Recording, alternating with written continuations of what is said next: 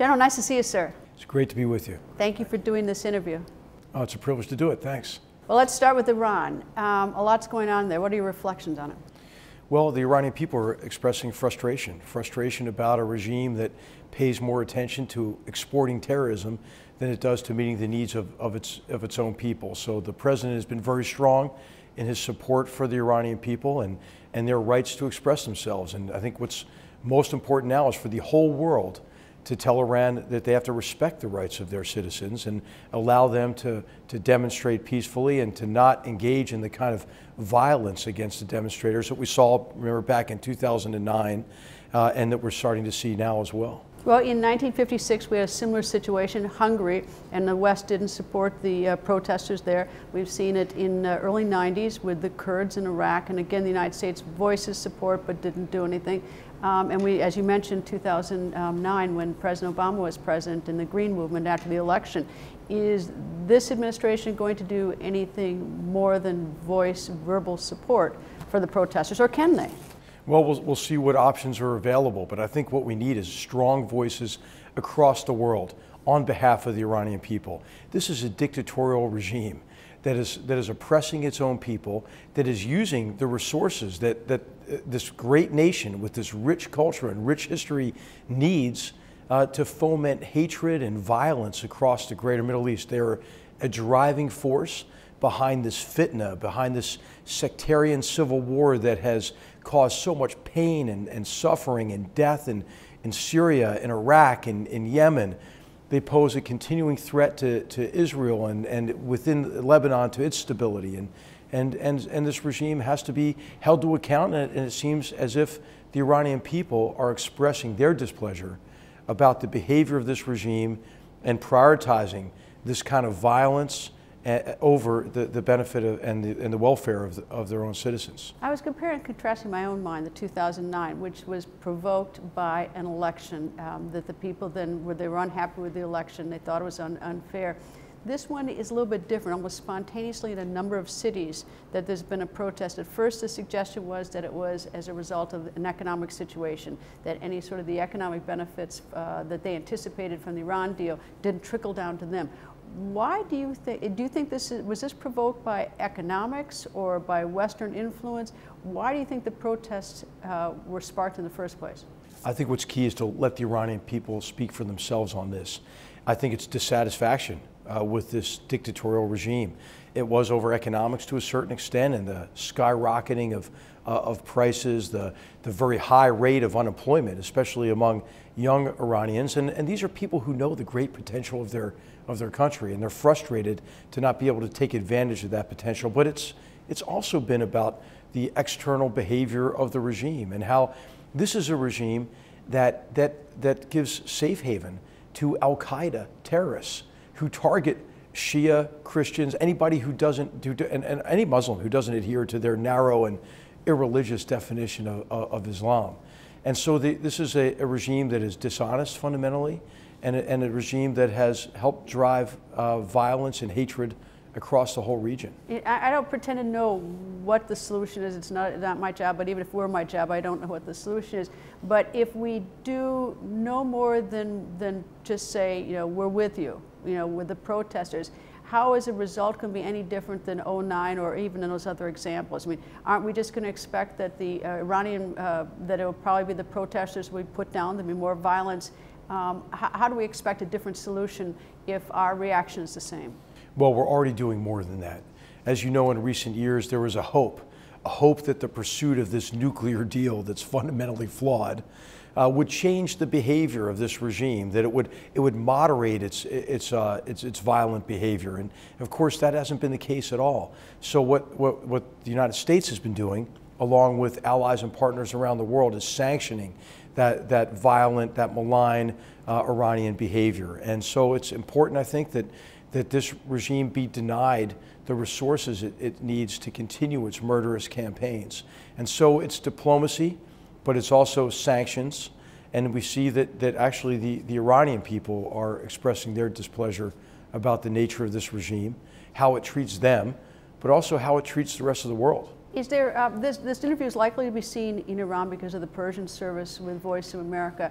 Is there a specific message that you want to get to the people of Iran that, that you want to tell the Iranian people, what America's going to do, if they do change the government? Well, I think the first thing to know is that the American people and this American government has great respect for the Iranian people, the Iranian culture, their tremendous history, and the tremendous potential they have.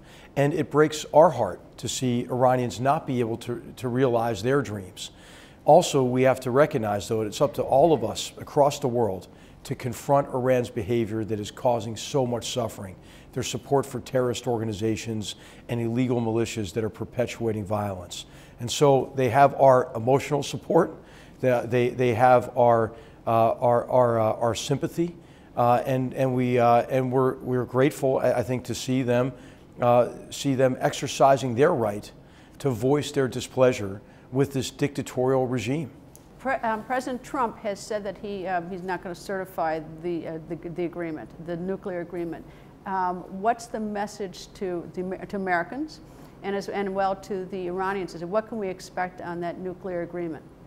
Well, I think the main message is, how can you trust this regime that treats its own people the way we see it's treating its own people? So is the agreement off? The agreement's definitely going to be decertified? Well, it might be. We'll bring options to the president. The president declined to certify that the Iran nuclear deal was in the interests of the United States. But that doesn't mean that he wouldn't continue to adhere to the agreement in terms of extending waivers on sanctions. He'll make that decision, I think, in the next few weeks to the next month. And so we'll see what the president decides. But it's really hard, right? It's really hard to trust this regime. Are the protests in any way linked to the president's thinking on the nuclear deal? No, not that I've been aware of. I mean, I don't think so. I think that the world is watching very closely to see how this regime treats its own people. And I think that this Iran nuclear deal doesn't cover everything, right? It doesn't cover the Islamic Revolutionary Guards Corps' destabilizing behavior in the region. It doesn't really fully cover their missile programs, and so it doesn't cover their behavior and how they're treating their own people in connection with these protests. And so I think the United States, other nations have to take action, not just based on this very narrow and flawed nuclear agreement, but have to look at the broad range of Iran's behavior. There's a flawed agreement and there's violating the agreement. And I know that the Republicans from the very beginning, or many of them, said it was a flawed agreement. What about a violation? Have the Iranians violated that agreement that the United States signed with them? It's really impossible to tell whether or not Iran is violating that agreement. What we have seen is them step up to the line and cross the line on how many centrifuges they're spinning, how much heavy water they have. Is there anything wrong with coming up to the line? No, but how do you, is the verification mechanism in place to make sure that this agreement doesn't just give this dictatorial regime cover for developing a nuclear capability that threatens the world? And so that's what we have to be confident of. And we can't be confident of that right now because the monitoring and enforcement mechanisms are anemic. They're not very strong. And so those need to be strengthened. There are sunset clauses to all this. And so we have to block all paths to a nuclear weapon by this dictatorial regime, not just for the next few years, but we have to be able to do that in the long term. Because think about what happens. If Iran gets a nuclear weapon, who gets a nuclear weapon next? Is it Saudi Arabia? Is it United Arab Emirates? Think about the breakdown of the non-proliferation regime and how that places so many people at risk of the most destructive weapons on earth. In the event that the Iranian government goes up to the line but doesn't cross it, and it is not recertified by the president, does that send a message around the world for decades about cutting a deal with the government, with the United States government? Does that indicate that that we don't keep our word, recognizing that obviously administrations change, but does that send a signal? I think it does send a powerful signal. Not an adverse one. No, it's a powerful, positive signal. You know what the adverse, the adverse experience has been, or the negative experience has been, is the 1994 agreed framework with North Korea. How did that work out? It was a weak agreement that was not monitored effectively and was not enforced. Where are we now?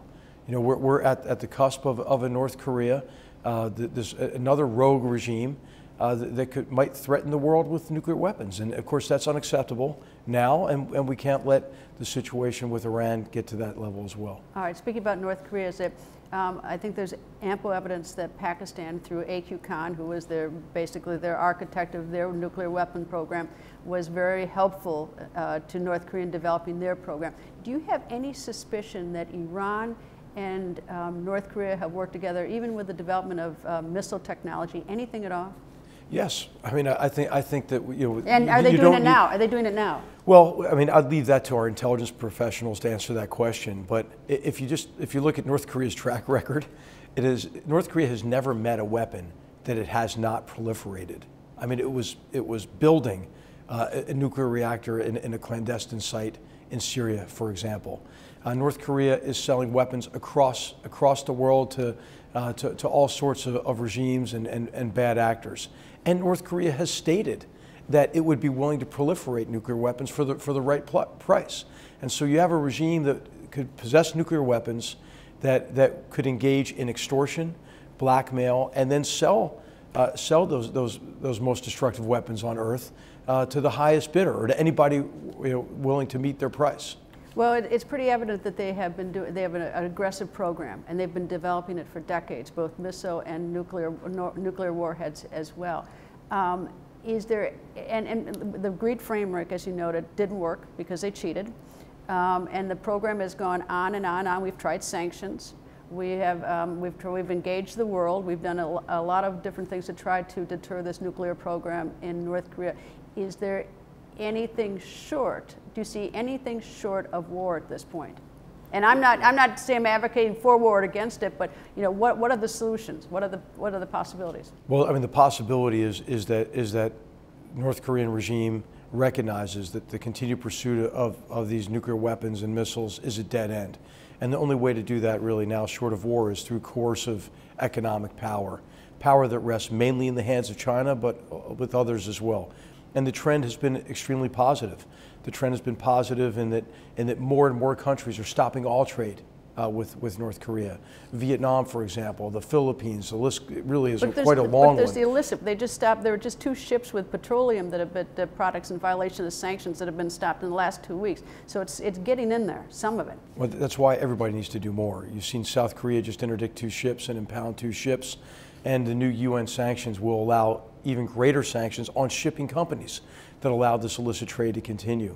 But really, as everybody knows, China has the vast majority of the coercive economic power over the North. And it's our hope that China will act in its interests. We can't ask them to do more than act in their interest. The hope, but China hasn't. And the president, even long before he became president, I used to interview him when he was just a businessman in New York, because he would talk about China and how they didn't deal fairly with the United States.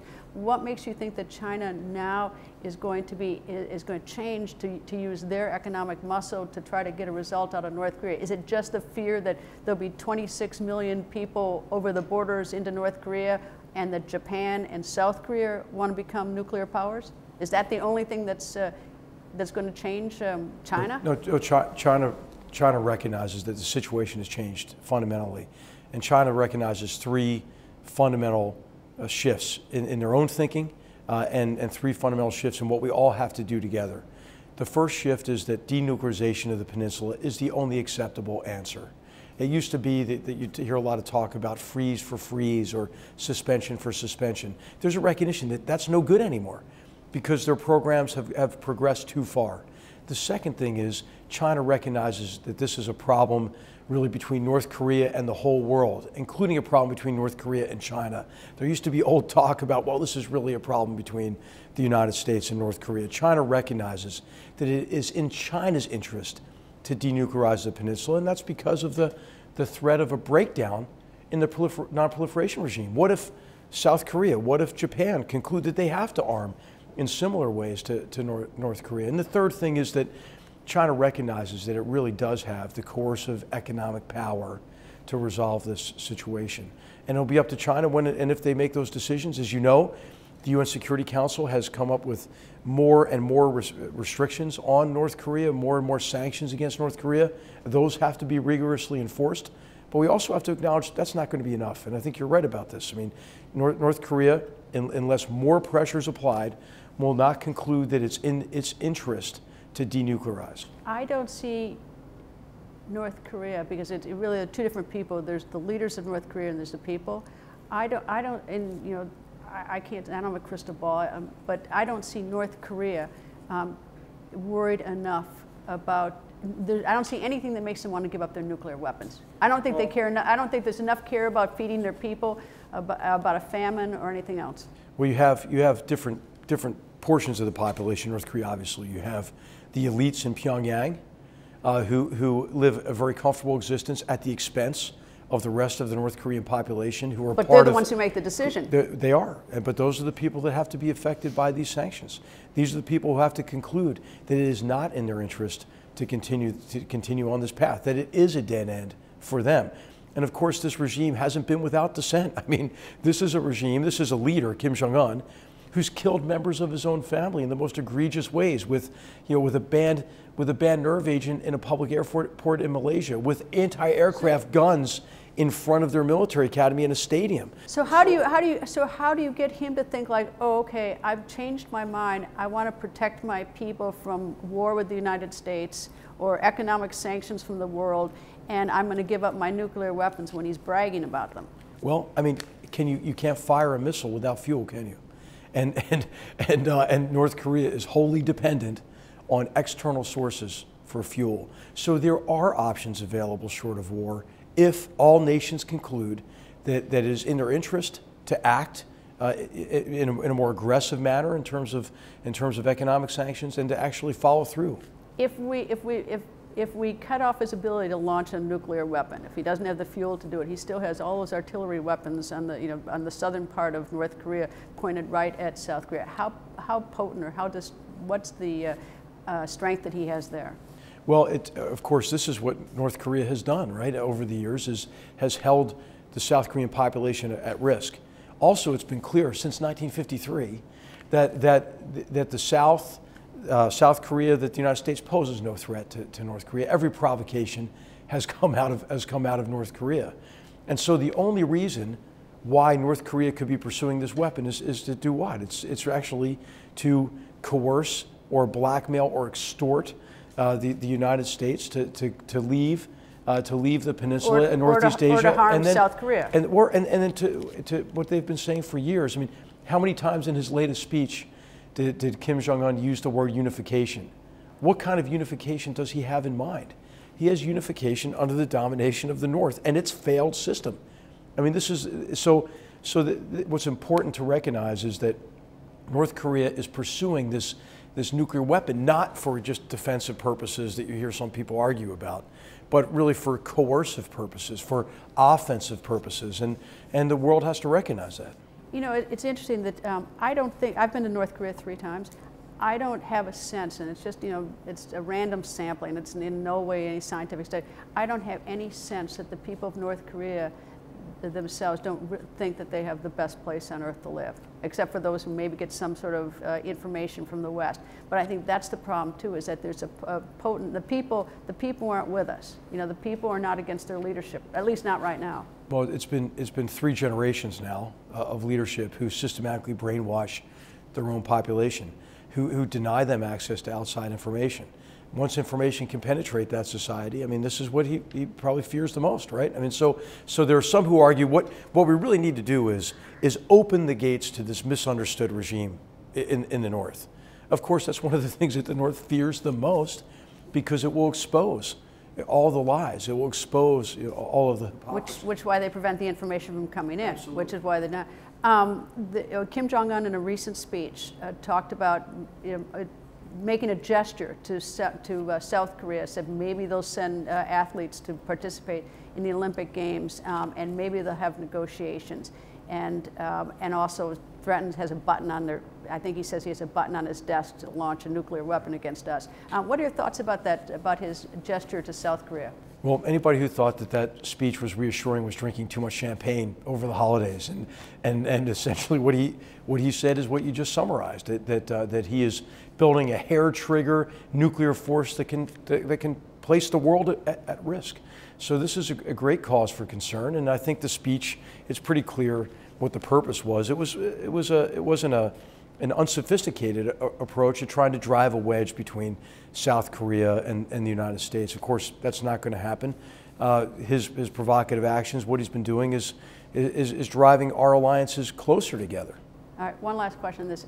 If the economic sanctions don't work for whatever reason, either they don't respond to them, or China doesn't stiffen them, or the North Koreans can cheat around them.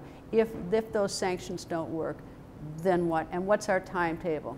Well, what we have to do is prepare for a broad range of options for the president, and those include military options, and we've made no secret about that, and we'll work closely with our allies as we develop and refine those options. And essentially, if we have to compel the denuclearization of North Korea without the cooperation of that regime, we'll bring those options and our assessment of risks and consequences to the president for decision. What's the range in military options?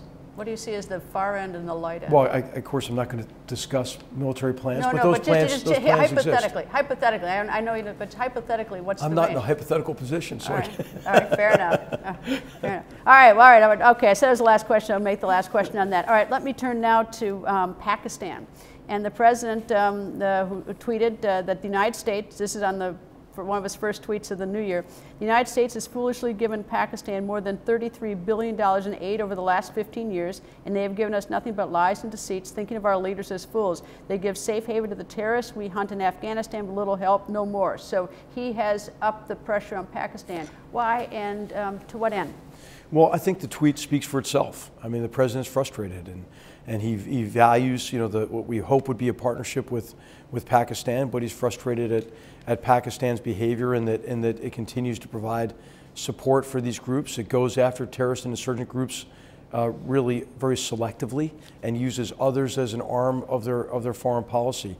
The president has great sympathy for the Pakistani people, and in particular how much they've suffered at the hands of terrorists who have victimized so many Pakistanis with mass murders, with that horrible mass murder in a school a few years ago. I mean, so he empathizes with the Pakistani people, and he wants to see the Pakistani government go after these groups less selectively.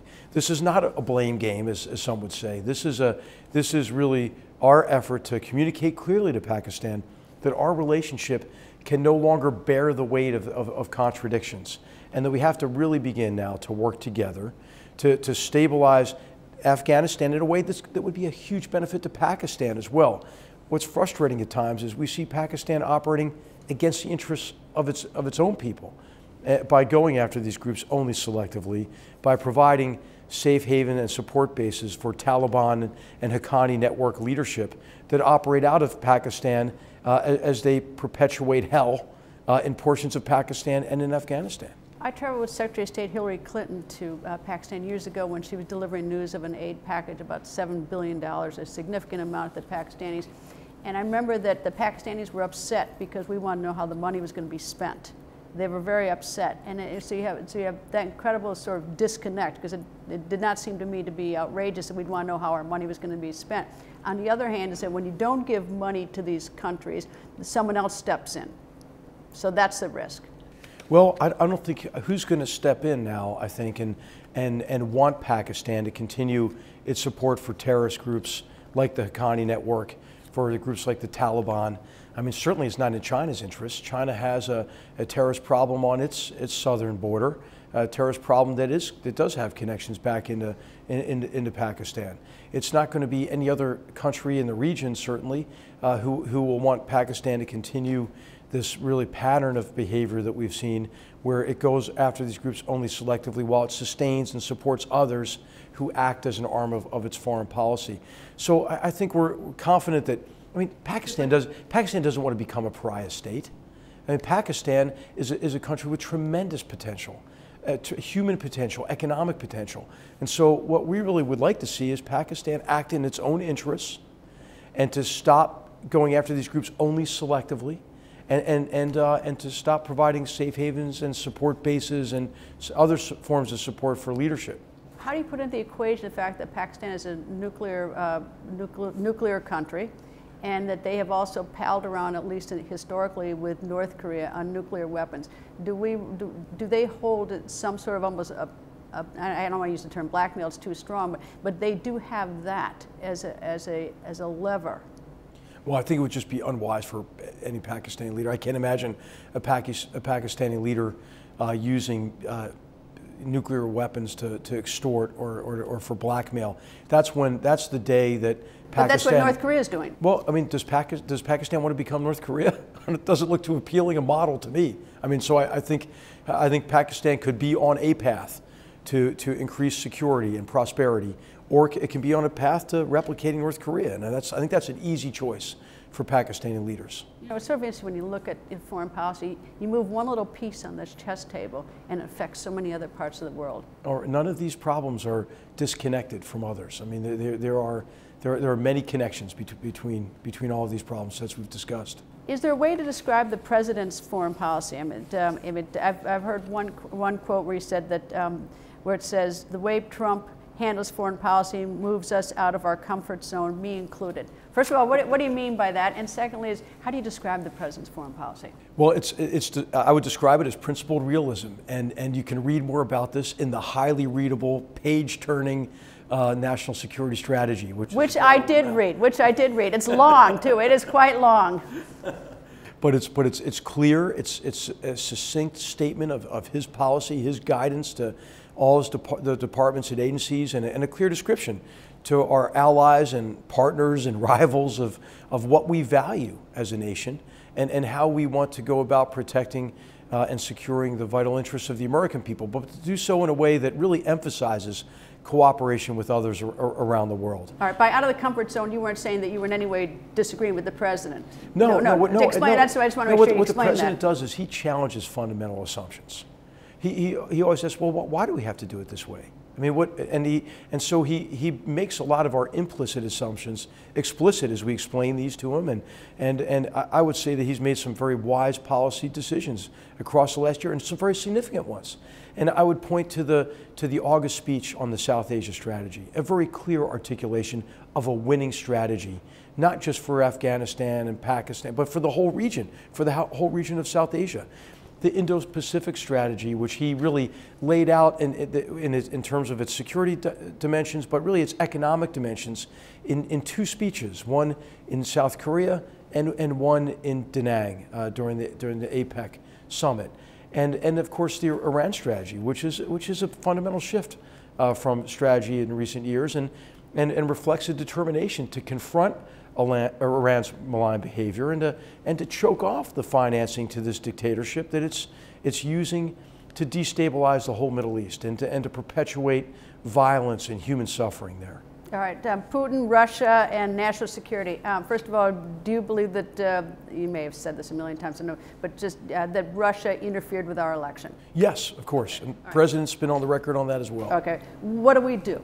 Well, what we have to do is come up with a way to deal with this very sophisticated strategy, this new kind of threat that Russia's really perfected in a lot of ways, and that's the use of disinformation and propaganda and social media tools to really polarize societies and pit communities against each other, to weaken their resolve and their commitment. We covered this quite a bit in the national security strategy and talk about how important it is for every time we talk about what divides us as a country, and we have to talk about what unites us, and that's the common commitment to our values. We value individual rights and rule of law, and we value our democracy. But it's so insidious when someone sort of creeps into your election, into the debate, or puts false information out there. I mean, it just permeates every community in the country. No, insidious is the right word, and so one of the most important remedies is to pull the curtain back on it, to show this activity, to show what the source of this activity is, what the purpose of this activity is. And so in so doing, you're going to undercut a lot of their ability to exert that kind of negative influence on our society or others. You know, as you know, the Russians were very active in Europe as well, in the French election recently, in the Spanish referendum with regards to Catalonia. You see them active in Mexico already. I mean, what they did in Montenegro and trying to foment a coup, as well as this sort of sophisticated campaign. And so pulling the curtain back on Russia's destabilizing behavior, I think, is a very important first step, because once everybody sees what they're up to, they lose a lot of their power to foment lack of confidence and to pit communities against each other. All right. Well, I take your counterpart in Russia denies they're doing this. Well, I think Russia's moved from what you might call plausible deniability to implausible deniability. I mean, these are the same people who said, "Oh no, we didn't shoot down that airliner and murder all those people.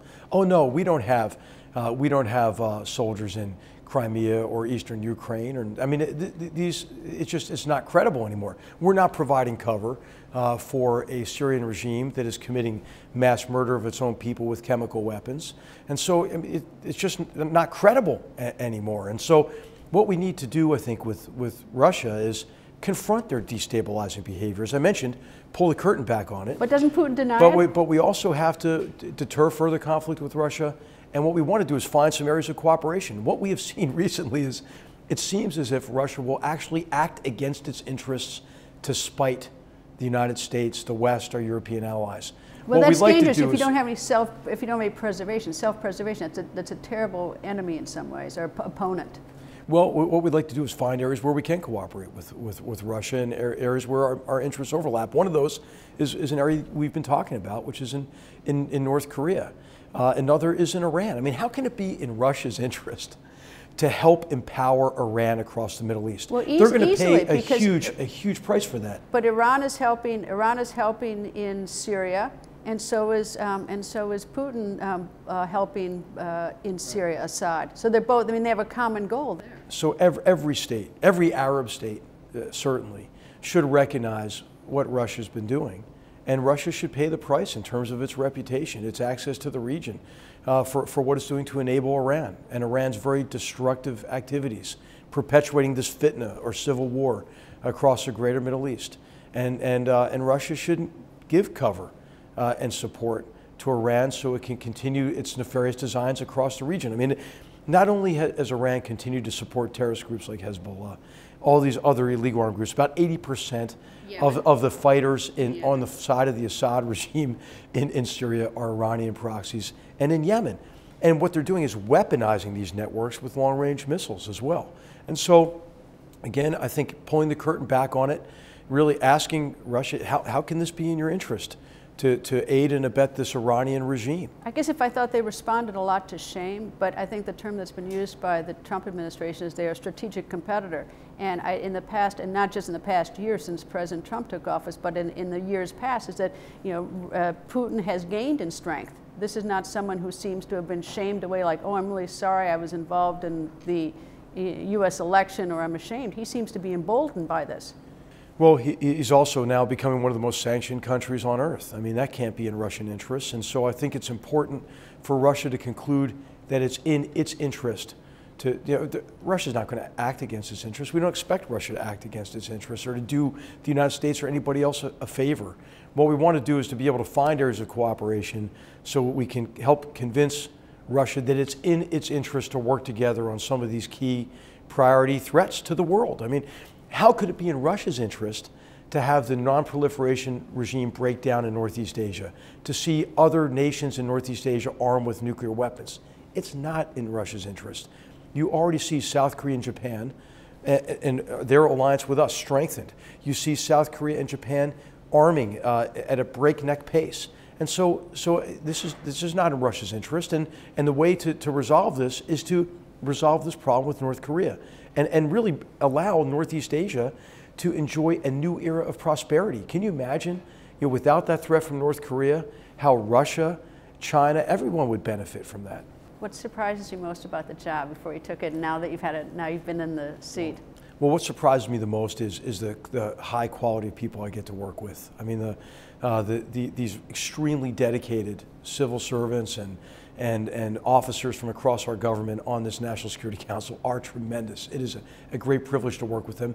And then I guess what surprised me as well is the degree to which we are working together based on our common interests with so many nations around the world. I mean, we have great relationships with our counterparts between national security councils and national security advisors. It's maybe part support group, but it's also a group of like-minded nations that are trying to advance and protect the interests of our citizens. And we have some, as we're talking about, a lot of problems that we're working on, but we're also working on opportunities to increase the security and prosperity of all of our peoples and of the world. General, thank you very much, and good luck. We'll be watching, and I hope you come back. Thanks, Greta. Thank you, It's a General. pleasure to be with you. Thank you. Thank you so much.